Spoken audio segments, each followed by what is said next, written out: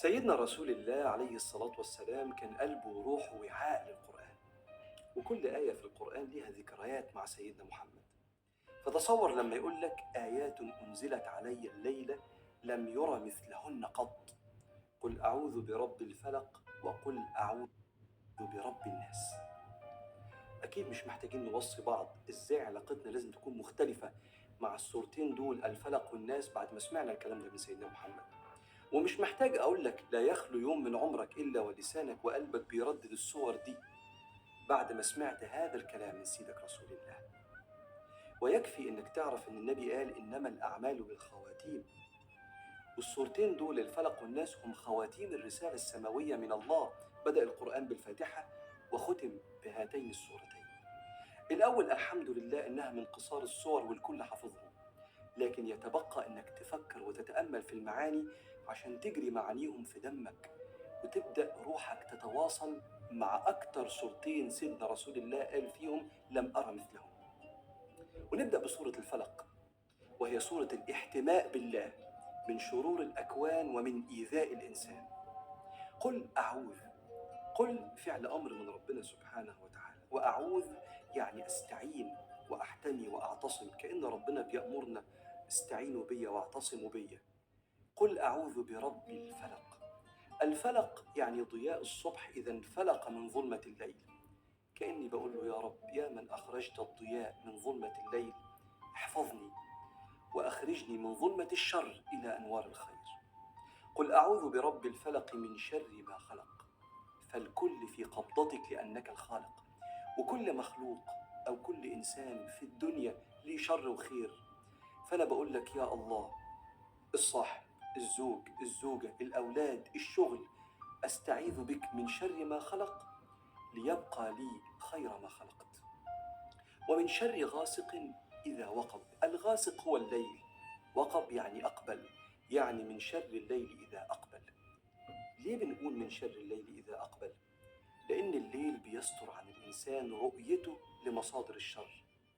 فيا من حجبت عني الرؤيا لقصوري أنا أستعين بك، يا من ترى وتسمع كل شيء. فالأصل في الإنسان جهله لمصادر الشرور التي تأتي من الأكوان. ما نعرفش الرياح العاتية ممكن تيجي وتعمل فينا إيه، ما نعرفش البرودة القاسية ممكن تعمل فينا إيه، ما نعرفش الحشرات الضارة والفيروسات القاتلة. فأنا بقول لك أهو كل يوم من شر ما خلق، أنت تراها وأنا لا أراها. يا مولانا تولانا واحفظنا من شرور الأكوان التي لا طاقة لنا بها. ومن شر النفاثات في العقد. الآية دي ليها معنيين. المعنى الأول، وإحنا كده انتقلنا للاستعاذة من شرور الإنسان بعد ما خلصنا شرور الأكوان.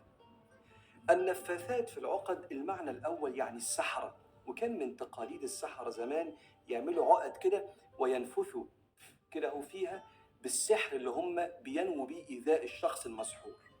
فمن شر هذه الفعلة اللي فيها كيد وإيذاء، من شر النفاثات في العقد. وليها معنى آخر تاني عند العلماء. النفث هو الكلام السلبي المفرق، والعقد هي عقد المحبة والأخوة والشراكة. ربنا يقول في القرآن ولا تعزموا عقدة النكاح، فسمى الجواز عقدة. فكأنك بتقول لربنا من شر الكلام السلبي المفرق بين الأحبة، أستعيذ بك ممن يكيد للإيذاء والفرقة. ومن شر حاسد إذا حسد، يعني من شر من حزن لفرحي، ومن أصابه الكدر إذا تحسنت حالتي فتمنى زوال نعمتي. من شر حاسد إذا حسد، أستعيذ بك يا الله من الطاقات السلبية اللي بتنتقل من روح إلى روح. قل أعوذ برب الفلق تقال بيقين الصبح وبالليل، بعد الفجر وبعد العصر أو أي وقت في اليوم. لما تقولها تنسى بعد كده الحسد تماما، كأنه مش موجود، لأن الحسد موجود لكنك استعنت عليه بالقوي الحافظ. وكان النبي صلى الله عليه وسلم قبل نزول الفلق والناس يستعيذ من عين الجان ومن عين الإنسان، فلما نزلت المعوذتين أخذ بهما وترك ما سوى ذلك. فاستعين بالله بقراءة سورة الفلق. فاللهم احفظنا من شرور الأكوان ومن أذية الإنسان يا رحيم يا رحمن. يا صباح السعادة، يا صباح الهنا وصباح الجمال على كل اخواتي وكل صحابي، ازيكم عاملين ايه؟ يا رب تكونوا بخير واحسن صحة واحسن حال. يوم جديد وفيديو جديد، وان شاء الله يكون يوم سعادة للجميع يا رب. نصلي على حبيبنا وشفانا ونبتدي الفيديو. اللهم صل وسلم وبارك على سيدنا محمد، عدد ما في علم الله، صلاة دائمة بدوام ملك الله. سريعا كده عشان مقدمة الفيديو كانت طويلة، صحيت معاكم بدري، عملت الفطار، وكان عندي اللي هي الذرة الحلوة دي يا بنات، جبتها وسلقتها، سهلة جدا، دي سناك حلو جدا للولاد. فكنت حاطة بقى ايه، مية بس مغلية ما فيهاش اي حاجة، وبعد كده سلقتها، بتاخد 7 دقايق ل10 دقايق، وبعد كده بحط عليها بقى ايه حتة زبدة كده وشوية ملح وشوية بابريكا او اي توابل انتوا بتحبوها، وبتبقى احلى سناك يا بنات، حلو جدا. المهم بعد كده دخلت على الغدا على طول. هنعمل ايه بقى؟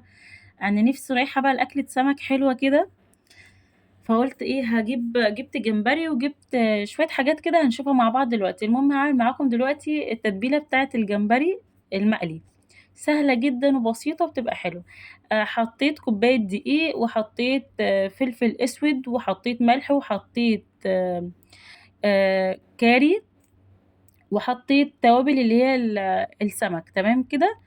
وهاقلّب بقى إيه الدقيق بشوية مَيّة كده حوالي، يعني هاخلّيه زي العجينة بتاعة الpancake كده يا بنات. يعني دي أسهل طريقة باحب بيها الجمبري، أنا عن نفسي باحبه كده، بيبقى طعمه جميل أوي. وباحط برضه شوية كركم، بعد ما باخلّص التتبيلة كده وأقلبها مع بعض، باحط سِنّة كده من الكركم في الآخر عشان تدّي اللون اللي هو الأصفر الحلو ده.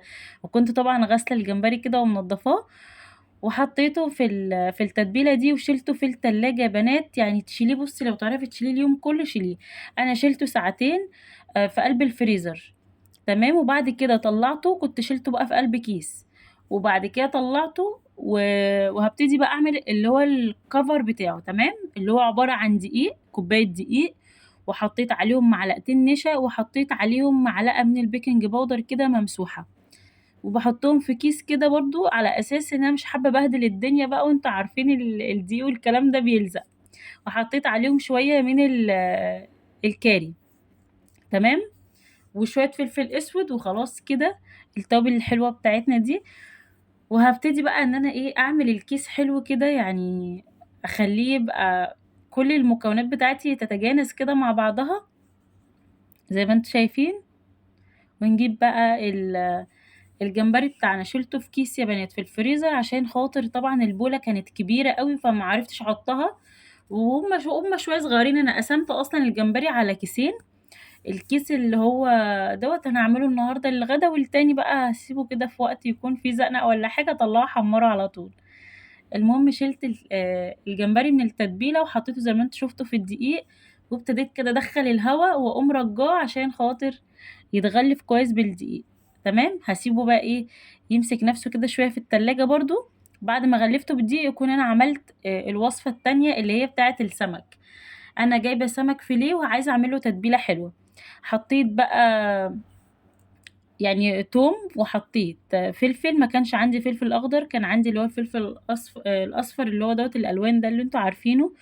وحطيت حوالي 4 ليمونات، طبعًا السمك أو تتبيلة السمك يا بنات بتحب الليمون كتير جدًا. وحطيت كده إيه عودين من الكرفس الأخضر، بتدّي برضه إيه طعم حلو في التتبيلة. وابتدي بقى أعصر الليمون كده، ونبتدي بقى إيه نحاول، يعني كتّري ليمون على قد ما تقدري، وكمّون، يعني الكمّون والليمون في السمك بيبقى حلو أوي. دي تتبيلة سهلة كده وأنا باعتمدها في تتبيلات السمك عامةً. يبقى حطينا توم، حطينا كرفس، حطينا فلفل، لو عندِك فلفل حامي حطّي لو أنتم بتحبوه. وحطيت أنا حطيت الفلفل الأصفر زي ما قُلت لكم، ما عنديش أخضر. وحطيت بقى إيه كمون، وحطيت ملح، وحطيت برضه كاري، وحطيت كركم. والمهم بقى إيه التوابل اللي إحنا بنحبها في السمك دي، واللي هو بهارات السمك،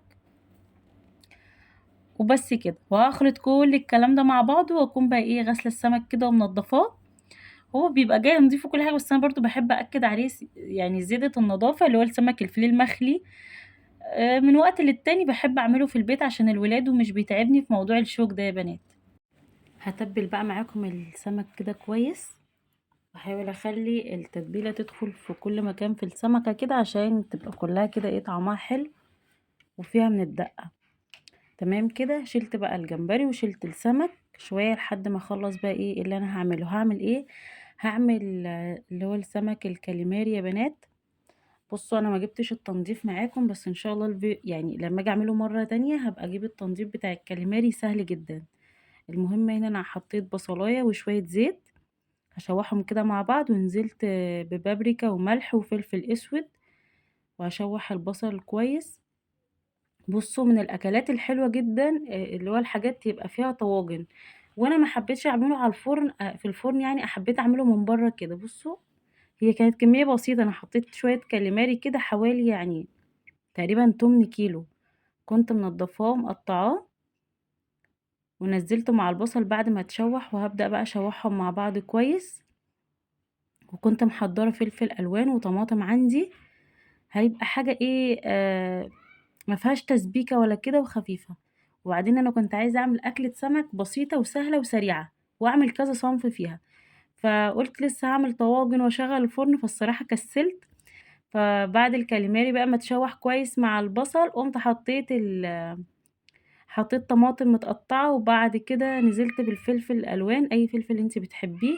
حابة تحطّي برضه جزر ممكن تحطّي، الجزر بيدّي طعم مسكّر كده، بس أنا مش كان عندي جزر. وبعد كده حطيت شوية مَيّة صغيّرين وحطيتهم على النار، تمام. هاجي بقى إيه هنا على جِبت بقى حلة صغيّرة كده هابدأ أعمل الصنف بقى الرابع معايا هنا، اللي هو الشوربة بتاعة السيفود. أنا برضه جايباها جاهزة، ما يعني في ناس بتجيب من كل حاجة، تجيب جمبري وتجيب يعني تجيب كذا حاجة وتبدأ إن هي تقسّمهم وتعملهم مع بعض. لأ أنا جايبة الشوربة كده جاهزة يا بنات مع بعضها كده. جِبت حلة وحطيت فيها شوية زيت ومعلقة زبدة، وحطيت بصلاية وشوّحتها كويس أوي، ونزلت بقى معايا بفواكه البحر. بيبقى فيها حاجات كتير، أنا جايباها مخلية، بيبقى فيها بقى كابوريا، بيكون فيها جمبري، سمك فيليه، بيبقى فيها كاليماري، فيها حاجات كتير، تمام. شوّحتهم بقى مع بعض ونزلت عليهم بالتوابل بتاعتي، أنا مش باحط توابل غير الملح والفلفل الأسود ورشة بسيطة كده بقى من جوزة الطيب، تمام. بتدّيها على فكرة جوزة الطيب بتدّي ريحة وطعم حلو جدًا في الشوربة. بدأت أشوّحها كويس لحد ما بدأت تنزّل كده المَيّة بتاعتها وبدأت تدخل على سِوَى. نزلت عليها بفص توم، برضه فص التوم بيدّي طعم حلو جدًا. بعد كده بقى هانزل أحط بقى إيه الكريمة شوية، شوية، عندي اللي هي الكريمة بتاعة الطبخ، أنا ما حطيتش مَيّة ولا لبن ولا أي حاجة، وحطيت كريمة الطبخ. وبعد كده خلاص إيه نقلتها على العين التانية تستوي براحتها لحد ما أعمل الرز، عشان حابة الأكل كلّه يبقى سخن مع بعض. الرز بقى سهل وبسيط، حطيت معلقة زبدة ومعلقة زيت وزبدة، وحطيت البصلاية خلّيتها تتحمّر يا بنات كإنِّك بتعملي التقلية. وبعد كده نزلت بالتوابل، ونزلت التوابل بتاعتي كان كركم وكاري وفلفل أسود. وبعد كده نزلت بالرز، وبعد بقى ما تشوّحوا كده مع بعض نزلت بالملح بتاعي، تمام. رز سهل خالص يعني أكيد أنتم أشطر منّي فيه. ونزلت بقى بالمَيّة وادي الرز كمان خلص معايا. عقبال بقى ما الرز يستوي على النار التانية، يالّا بقى نحمّر الجمبري ونحمّر السمك. بُصّوا هي الأكلة فعلًا كانت سهلة أوي، وكمان عملت كذا صنف، يعني عملت جمبري وعملت سمك، وعملت الشوربة بتاعة الseafood وعملت يعني شوّحت الكاليماري كده، وعملت رز صيادية. يعني الصراحة كانت أكلة حلوة، وكانت يعني أنتِ عاملاها في البيت، حقيقي أنتِ لو خرجتِ رُحتِ أي مطعم عشان تعملي أكلة يعني تاكلي أكلة زي دي برّه هتعمليها بمبلغ كبير جدًا. فإحنا ممكن نعملها برضه في البيت وبنضافة وبطريقة سهلة. ممكن تعملي برضه الطاجن بتاع الكاليماري في الفرن، بس أنا استسهلت بقى كده وقُلت أعمله على طول كده، هو نفس الطعم يعني ما فيش اختلاف. يالّا بقى إيه نحمّر الجمبري كده ونخلّصه، طلع مقرمش يا بنات وطعمه حلو أوي. أخلّص بقى الكمية كلّها معاكم، ويبقى الأكل سخن كلّه مع بعضه، لإن الرز بقى خلاص بدأ يتشرب هو كمان. وأبدأ برضه أحمّر السمك. السمك ما بياخدش وقت، أنا ما قُلتلكوش بقى السمك حطيته في إيه. الدقيق اللي اتبقى من الجمبري يا بنات، زوّدت عليه شوية دقيق تاني، ونزّلت فيه السمك بعد ما قعد ساعتين كده في الخلطة بتاعته أو قعد شوية حلوين، وحسيت إن هو اتشرب من الخلطة، نزّلت بقى جبت الدقيق وعملت فيه السمك اللي هو اتبقى من الجمبري. يالّا بقى نحط الأكل بقى بُصّوا، أنتم هتشوفوا معايا جوزي قال لي: "تسلم إيدِك الأكلة تحفة." وكمان عملت كميات بسيطة، بس عملت كذا صنف، فكنت حاسة إن في تغيير، تقدري تاكلي طول ما أنتِ قاعدة عينِك بتاكل ده وده وده. يالّا بقى إيه، قدّمت الأكل بتاعي، ما كانش عندي حاجة السلطة، بس عملت بقى سلطة طحينة برضه سريعة كده. جِبت معلقتين كبار من الزبادي، وحطيت عليهم معلقتين كبار برضه من الطحينة، وحطيت فص توم مطحون، وحطيت فلفل أسود وملح، يعني إيه حاجات بسيطة، عايزة تحطي عصرة ليمون ممكن تحطي، وكانت يعني حاجة سريعة، كنت حابة أعمل طحينة أو أي حاجة جنب الغدا، فالطحينة كانت أسهل حاجة ممكن أعملها، وده كان الغدا بتاعنا، فضل ونعمة طبعًا من عند ربنا. لو عجبكم الفيديو ما تنسوش تحطّي له لايك، ولو لسه ما اشتركتيش تنوريني وتشتركي في القناة. دمتم في أمان الله.